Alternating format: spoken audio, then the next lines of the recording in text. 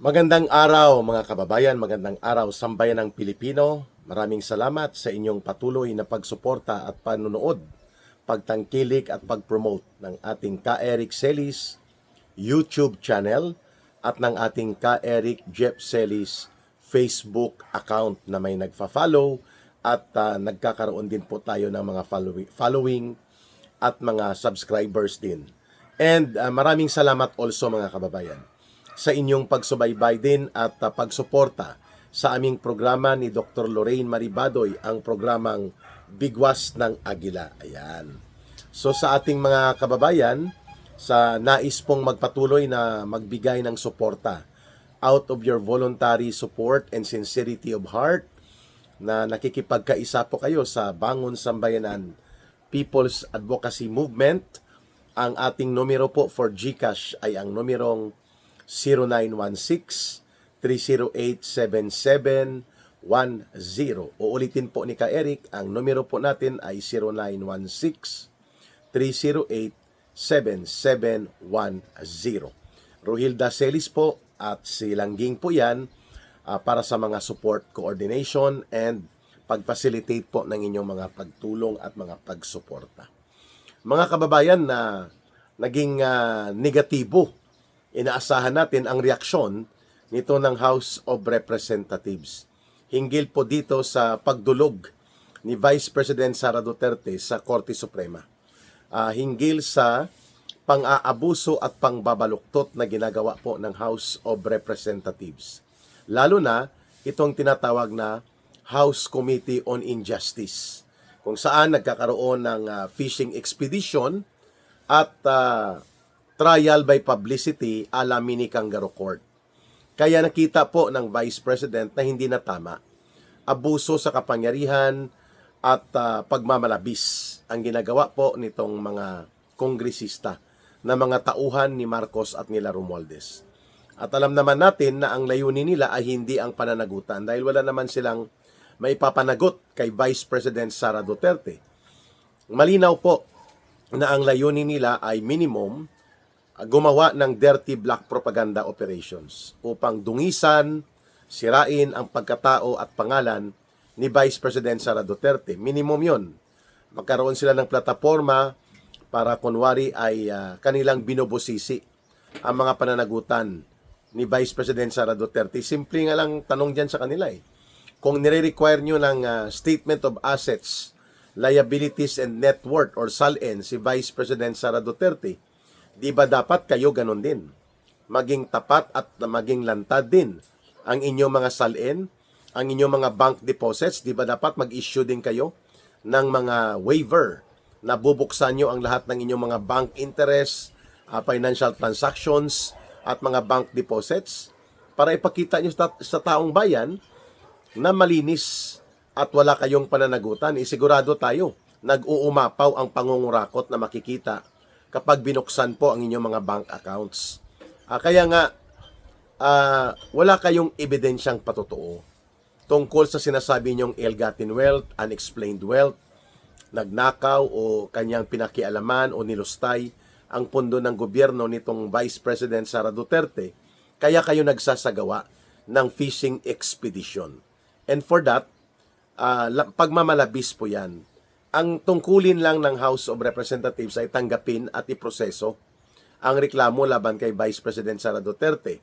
At yung may mga nagre-reklamo, sila dapat na mag-present ng evidence, hindi ang House of Representatives.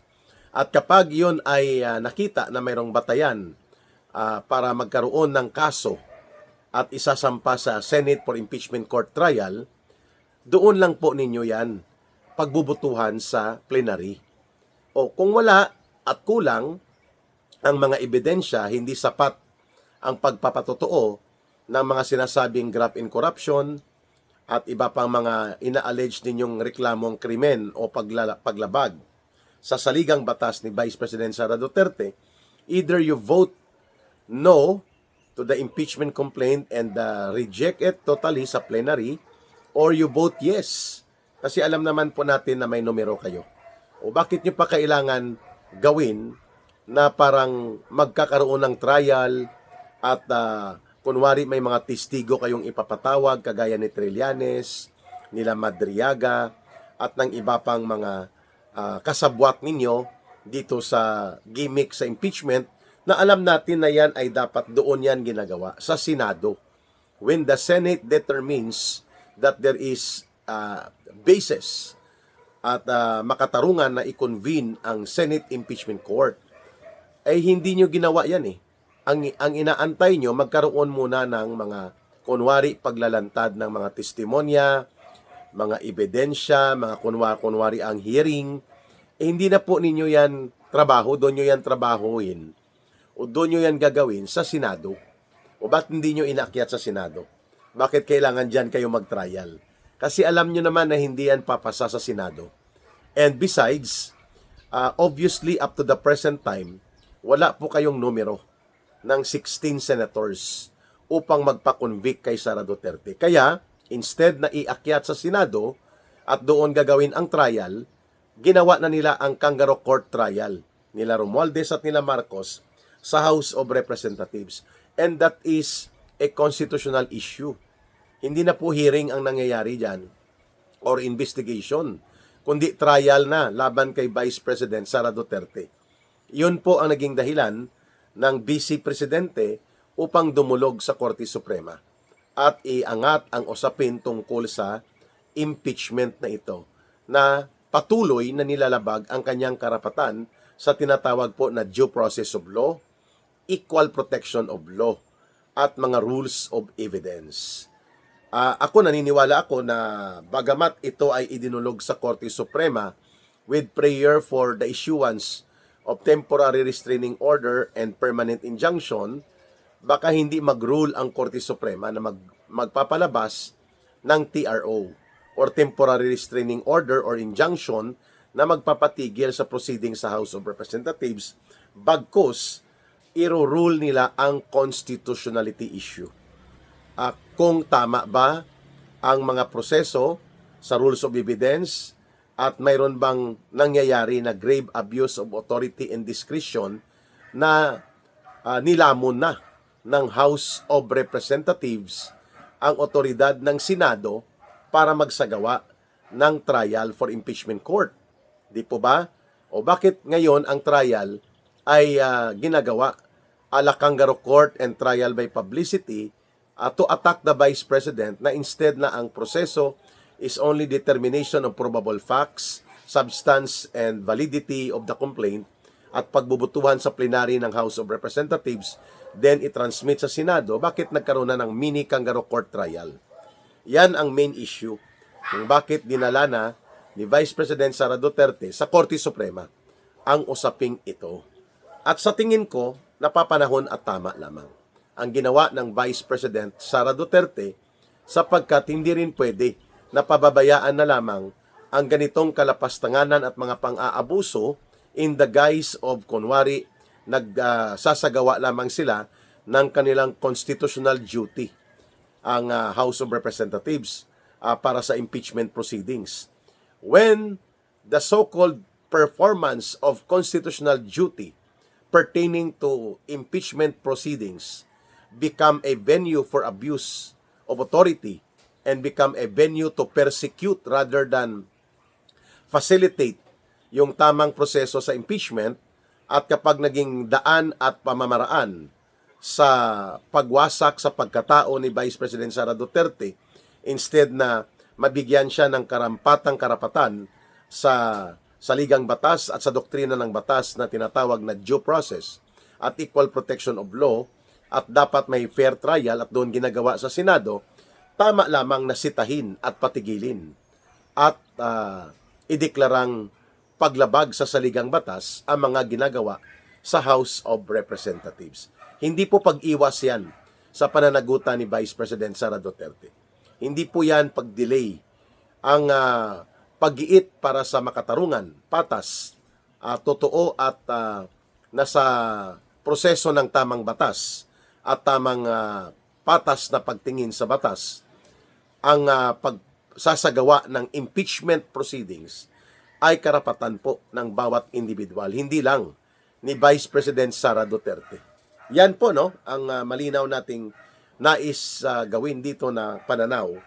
And we hope, no, ako hindi ako positive na mag-release o mag-issue ng temporary restraining order ang Korte Suprema. Even pati sa pag-release ng injunction o pagpapatigil. Pero magro-rule dito ang Korte Suprema na lumalabag at umaabuso ang House of Representatives by assuming the role and authority of the Senate being the impeachment court dahil nagsasagawa na sila ng fishing expedition o paghahanap ng ebidensya na wala naman palang ebidensya, itutuloy nila kunwari sa investigation at hearing sa Committee on Injustice, pero ang kondukta at pamamaraan ay isang mini trial ala kangaroo court. Kangaroo court dahil walang authority. Only the Senate can be the impeachment court and only the Senate can handle the trial on the impeachment of any impeachable official as provided by the Constitution. Ang Senado lang po ang pwedeng mag-trial, magsagawa ng pagdinig sa mga kaso patungkol sa impeachment ng isang impeachable official. Hindi po ang House of Representatives. And that is exactly an existing justiciable issue. Pag sinabing justiciable issue po, may batayang sapat para ito ay tingnan at bigyan ng paghatol at pagpapaliwanag ng Korte Suprema. Sapagkat anything that pertains to law, interpretation of law, implementation of the law, and the Constitution lalo na, ang pinakamataas na hukuman or ang Korte Suprema po ang may kapangyarihan para i-review at gawan ito ng paninindigan. At even pati po itong ginagawa ng Kongreso, bagamat sila ay separate and independent branch of government, ang Congress, that includes the House of Representatives and the Senate, hindi po pwedeng hindi sila mapailalim sa tinatawag na judicial review. Pwede pong i-review ng Korte Suprema ang mga hakbang at mga ginagawa patungkol sa mga issue sa pag-observe, pagkilala at pag-protect ng tamang pagpapatupad ng mga batas. Hindi exempted po dyan ang House of Representatives. Also, hindi rin exempted na i-review ng Korte Suprema ang mga rules pertaining to the constitutionality and legality ng naturang mga pamamaraan at patakaran ng isang institusyon ng gobyerno, even kung ito ay kongreso pa, ang lahat ng akto ng bahagi ng gobyerno at mga funksyonaryo ng gobyerno ay pwede pong ipasailalim sa pag-review at pagbibigay ng pananaw at paninindigan ng Korte Suprema kung ito ay mayroon na pong usapin tungkol sa batas, proseso ng batas, lalo na involving ang epekto nito sa saligang batas. Klaro? So hindi po pag-iwas at hindi po ito pag-delay sa bahagi ni Vice President Sara Duterte kung bakit po siya dumulog sa Korte Suprema. Ito ay makatarungang hakbang, nararapat, at kung ako din ang ordinaryong mamamayang Pilipino, ganyan din po ang susuportahan ko.